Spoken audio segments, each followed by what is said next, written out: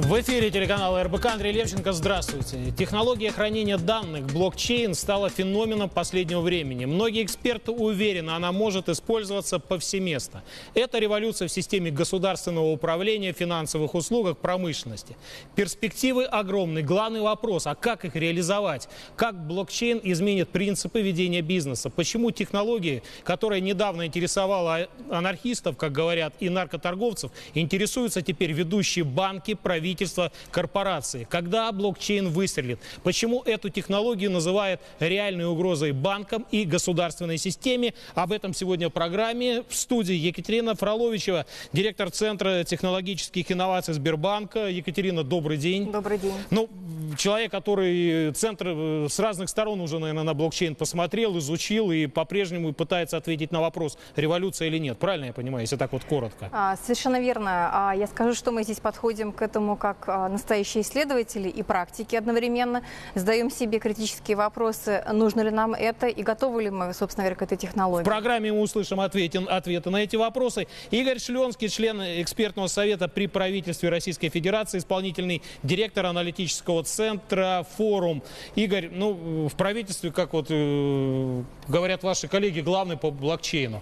Вот, но предлагаю вот с чего начать. Действительно, с главного по блокчейну. Вот на площадках, всевозможных лекциях все ссылаются на Виталика Бутерина. Человек родился в России, в 2001 году уехал в Канаду. А сейчас он читает лекции, ему 22 года, и вот оно, новое лицо новой экономики четвертого уклада, когда будет побеждать ум. Давайте послушаем, что такое блокчейн в его понимании. Что такое блокчейн? Польза блокчейн-технологии такая, что она использует несколько математических принципов. Принцип сначала децентрализация, то есть принцип такой, что вместо того, что есть там один компьютер или там один человек или одна организация, которая там весь какой-то механизм контролирует и руководит, вместо этого используется такая сеть, где большой набор людей, большой набор компьютеров, большой набор там компаний, институтов, организаций, это все делать вместе. И да, и на минутку, этот человек в 2014 году выиграл номинацию у Марка Цукерберга, получил престижнейшую премию World Technology Awards. Да? Игорь, вы как прокомментируете, что такое блокчейн? Много говорят, сможете быстро? Я постараюсь. Блокчейн — это распределенная база данных, распределенная среди многих компьютеров, она открытая в доступе, и в открытом же доступе все транзакции, которые проходят через эту базу данных. Это звучит просто, но это примерно так же просто, как слово «интернет», которое означает просто некий протокол, по которому передается информация между компьютерами. Слово «интернет» стало интернетом и стало означать это в 1995 году, примерно 20 лет назад. В 95-м вряд ли кто представлял, как мир изменится благодаря интернету. Да. Вы к этому ведете, что сегодня мало кто представляет, как блокчейн изменит мир, правильно? На самом деле все наоборот. В 95-м году, мне кажется, мало кто представлял действительно, во что интернет превратится, потому что были отдельные компании, Америка Онлайн и Netscape и так далее, которые с тех пор обанкротились, и никто не знал, что будет Google, и что мы будем делать через интернет. Никто не представлял 20 лет назад, что мы можем банком заправлять со своего телефона, а телефон без видео — это просто не телефон. На самом деле совсем наоборот с блокчейном. По блокчейну уже огромное количество возможных применений сегодня обсуждается. И народ считает, что мы полностью изменим нашу жизнь. Мы полностью изменим, как мы покупаем машины, мы полностью изменим, как мы регистрируем браки, мы полностью изменим, и как мы обеспечиваем права собственности. То есть похожие вещи, но в то же время есть большое отличие. Очень много людей, очень много умных людей думает над тем, как блокчейн изменит этот мир. Но, скажем так, математическую, техническую составляющую вы все-таки упустили. Вы сказали, как мир изменится. Екатерина, может быть, вы тогда объясните технология хранения данных. В чем ее? Понятно, если дословно перевести блокчейн, блок, цепь или как? Цепь, блок, дословно. На Цепочка самом деле, блоков. совершенно верно. Здесь нужно вернуться к этимологии слова, потому что это блоки и цепочка блоков, в которых хранятся хранятся и записываются операции, и вот их неоспариваемость и неопровержимость, она зафиксирована, собственно говоря, в тех блоках. Да. И это то, наверное, как бы уже некое философское и логическое как бы развитие технологий, которое позволяет в ситуациях отсутствия доверия между контрагентами за счет технологии достигать, скажем так, сценариев и воспроизводить их уже, используя данную технологию, в том формате, который не требует участия какого-то централизованного верифицирующего органа или участника. Ну, то есть, условно говоря, ведь не случайно же говорили, что когда, и даже Бастрыкин, глава Следственного комитета, говорил об этом, что у нас и наркоторговцы, и биткоин — это часть системы блокчейн, действительно поняли преимущество, когда не нужен третий, не нужны банки, между собой благодаря этой технологии осуществляются все платежи. Вот если на пальцах, ведь так можно представить, да? Вы знаете, я бы попыталась здесь разъединить понятие биткоин и блокчейн. Да, мы не говорим сегодня об этой И здесь перейти ровно как бы к той сущности, которая поддерживается в блокчейне. Это возможность, в первую очередь, обмена информацией, и дальше уже как бы эволюционно, помимо обмена информацией, обменом ценностями, которые могут вот здесь быть уже закреплены. сложнее. Да. Что значит обменяться ценностями с помощью... Совершенно верно. Здесь возникает уже вот эта трансформационная составляющая, когда мы, объекты физические, можем уже каким-то образом перевести в цифровой мир, то, о чем громко заявляется, что мир становится цифровым и всеобще диджитализируемым. Мы можем это закрепить непосредственно как бы в цепочках блоков. Ну а давайте на конкретном примере. Но все говорят, что исчезнет, например, профессия нотариус. Вот роль блокчейна здесь какова в цепочке блоков? Почему исчезнет нотариус, например? Почему это риски для банковской системы? Я бы сказала, что нотариусы просто приобретут для себя новый инструмент для работы. Почему? Потому что если вы слушали когда-то определение, что такое блокчейн, то это как большая бухгалтерская книга. Вот сейчас совокупность нотариусов — это вот владельцы вот этих вот уникальных книг. Будет так, что эта книга будет доступна всем в любой момент времени, и вы сможете проверить, существует ли точно такая же запись у кого-то еще, и нет ли там противоречивости. И любые сделки мы будем делать без всевозможных посредников. Опять вот мы переходим к этой формуле, которая доминирует сегодня в мире. Это мир без посредников. Еще раз, опять никуда не денешься, уберизация глобальная. Ведь это тоже исчезают посредники, да, Игорь, если вот кратко? Они, наверное, меняют свою роль, они становятся меньше, и, как Екатерина сказала, их роль становится абсолютно другой. И, скорее всего, количество посредников и их вес в экономике будет уменьшаться. У нас есть еще один участник программы, Станислав Полозов, руководитель отдела внедрения платформы Эмера. Он находится в нашей удаленной студии в отеле Арарат Парк Хаят. Ну, Станислав, а вы можете так вот популярно объяснить? Ведь еще несколько лет назад действительно мало кто себе представлял, что это за технология. Сегодня она нужна всем, и тот же Виталик Бутерин, мега популярная личность в любой стране мира, ему открывают всевозможные площадки. Что произошло? Чем зацепил блокчейн и какое у него будущее? Ну вот практическое. Ну, скажем так, что блокчейн существовал, очень ярко выраженно существовал еще до Виталика Бутерина, когда появился биткоин, собственно. Ну да, но мы сегодня об этом не говорим. И почему не говорим? Но мы не обсуждаем технологию биткоин. Все-таки она частная технология. И финансовая составляющая, мне кажется, это все-таки такой промежуточный этап. Ну, так и в другие технологии, возможно, тоже промежуточные этапы. Но биткоин положил как раз все, скажем так, основы для того, чтобы блокчейн существовал. И все, что сейчас существует, это все взято из биткоина. Так или иначе. Хотим мы этого или нет. Вот. И поэтому, что касаемо того, что там как-то убьет банки, убьет нотариусов, это все неверно. Дело в том, что просто банковская технология изменится. Ну, например, банки будут регистрировать свои транзакции, ну, непосредственно в блокчейне, те, которые там какие-то весомые транзакции и так далее. И нотариусы тоже. И их услугами точно так же будут пользоваться, но просто они будут добавлять вот это вот в книгу учета то, что в принципе невозможно оттуда удалить. Станислав, ну а где тогда революция? Да. Ну где она? Если вот Игорь говорил, 95-й год, интернет, там действительно революция. А здесь-то в чем она будет тогда заключаться? А здесь это будет заключаться в том, что данные вы подделать не можете. Вот просто вот те, которые данные были внесены, собственно, те данные уже изъять из реестра, из вот этого вот невозможно. Вот. И как раз в этом основная ценность блокчейна и состоит, что вы подделать, там, еще что-то вы не можете сделать. Кроме как никакой вот правитель в любой стране не может приказать взять и заменить данные вот в данной базе данных. Вот, поэтому как раз технология блокчейн так именно интересует многих людей.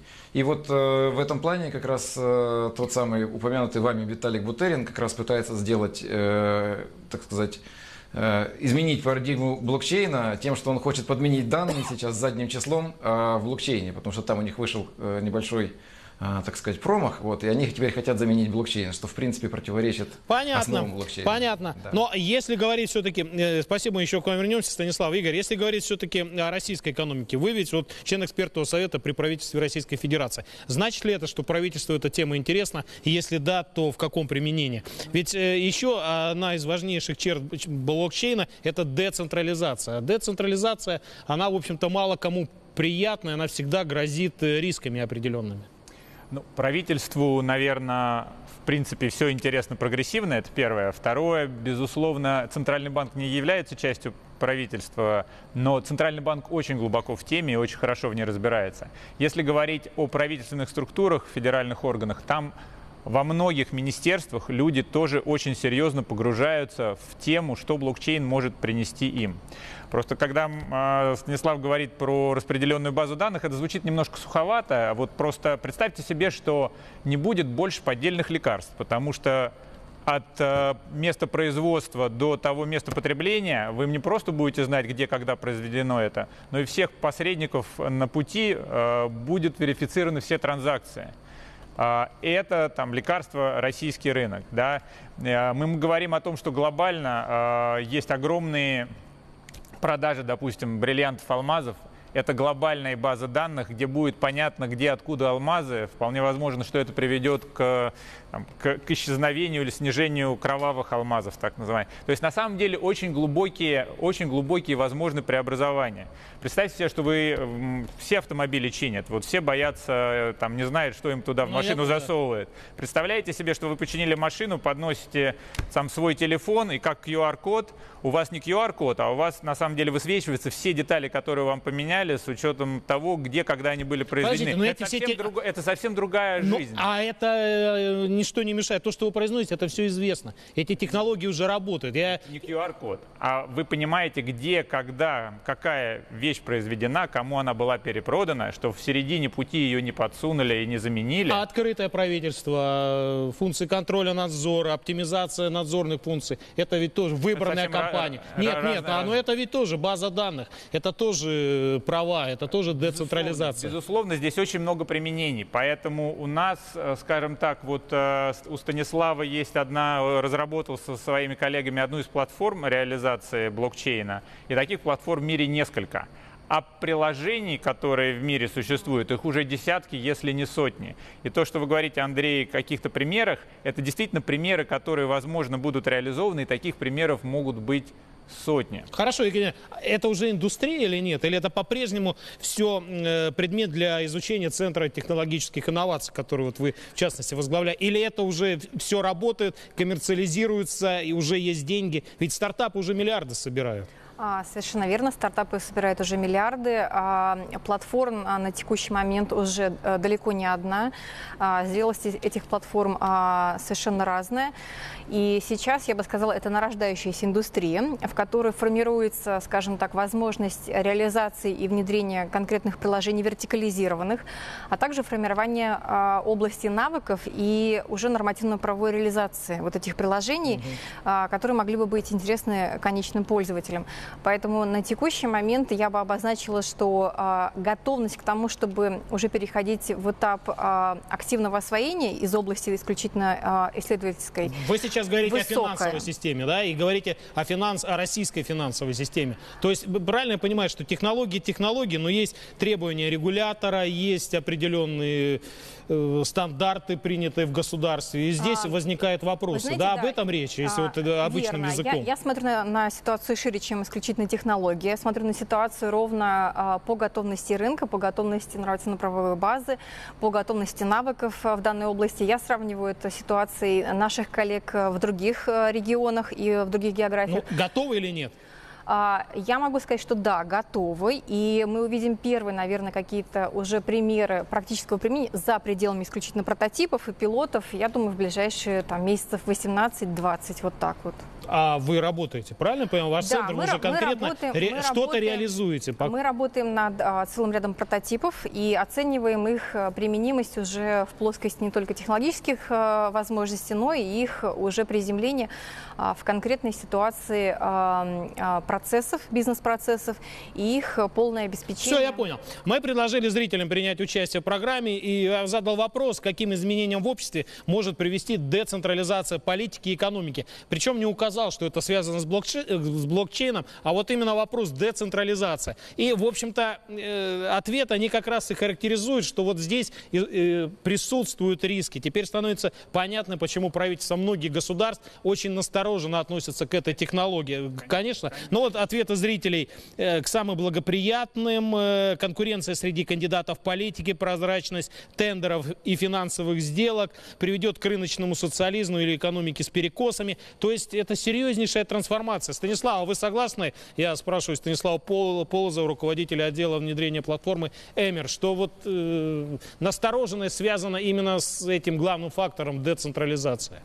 Вы знаете, на самом деле информационные технологии, они наоборот привносят в этот мир гораздо более справедливое распределение ресурсов и, скажем так, каких-то благ, возможно, и так далее. Поэтому там говорить о том, что там децентрализация, это угроза. Нет, децентрализация, это, например, угроза того, что все выборы станут абсолютно прозрачными, абсолютно видными, что нельзя будет сказать, что кто-то... Станислав, об этом-то и речь, Ведь да. Да, или, например, тоже банковские технологии, то есть, или, например, машину невозможно будет украсть. То есть украсть можно будет, чтобы по Москве погонять, а потом дальше вы ее продать не сможете ни в каком виде, потому что она зарегистрирована, на хозяина, уникальный номер имеет.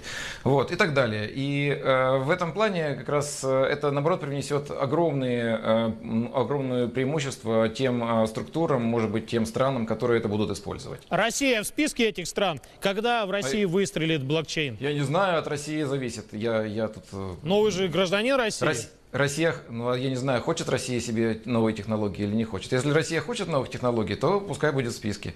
Если не хочет, то пускай продолжает бороться, как она борется с другими научными достижениями. Я понял. Спасибо огромное. Это был Станислав Полозов. Игорь, у нас меньше минуты. Тоже хотел бы услышать ваше мнение. Выстрелим или нет? Я имею в виду технология блокчейн в России. Усилия, потому что это действительно потенциально прорывная технология. Мы здесь имеем примерно одинаковые стартовые условия со всем миром.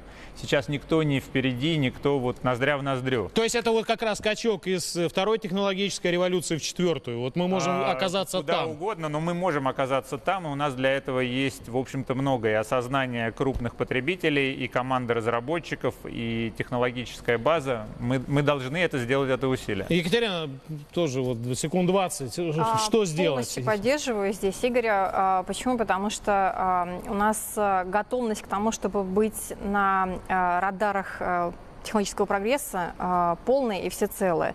Здесь зависит ровно от нашей, скажем так, нацеленности и возможностей, которые перед нами открыты. Да, и главное, чтобы вот такие Виталики Бутерины в Канаду не уезжали вместе с семьей, а, в общем-то, работали здесь. Спасибо. В студии были Екатерина Фролович, директор Центра технологических инноваций Сбербанка, Игорь Шленский, член экспертного совета при правительстве Российской Федерации и исполнительный директор аналитического центра «Форум». Желаю вам удачи. До свидания.